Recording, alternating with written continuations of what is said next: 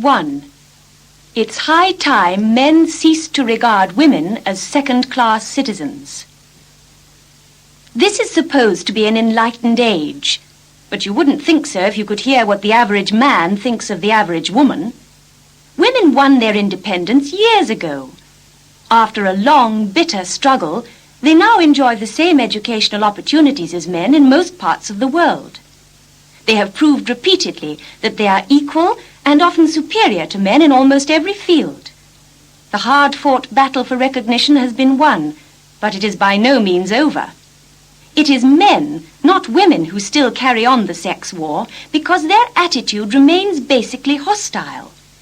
Even in the most progressive societies, women continue to be regarded as second-rate citizens.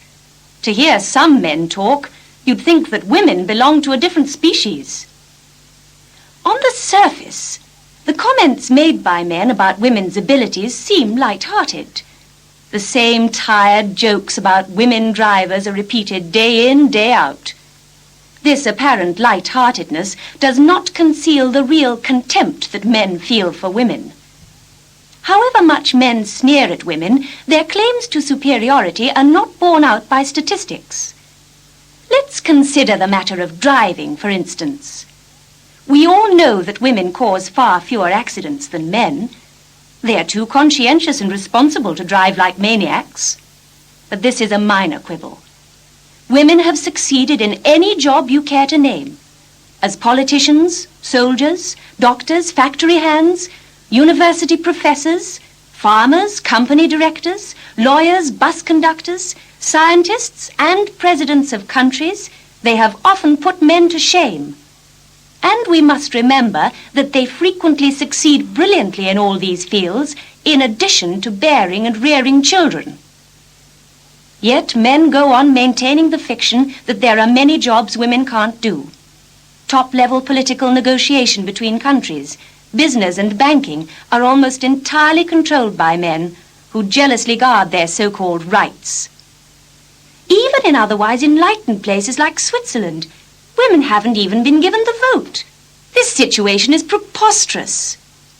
The arguments that men put forward to exclude women from these fields are all too familiar. Women, they say, are unreliable and irrational.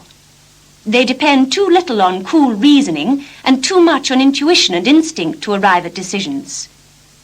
They are not even capable of thinking clearly. Yet, when women prove their abilities, men refuse to acknowledge them and give them their due.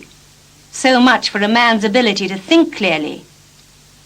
The truth is that men cling to their supremacy because of their basic inferiority complex. They shun real competition. They know in their hearts that women are superior, and they are afraid of being beaten at their own game. One of the most important tasks in the world is to achieve peace between the nations. You can be sure that if women were allowed to sit round the conference table, they would succeed brilliantly, as they always do, where men have failed for centuries. Some things are too important to be left to men.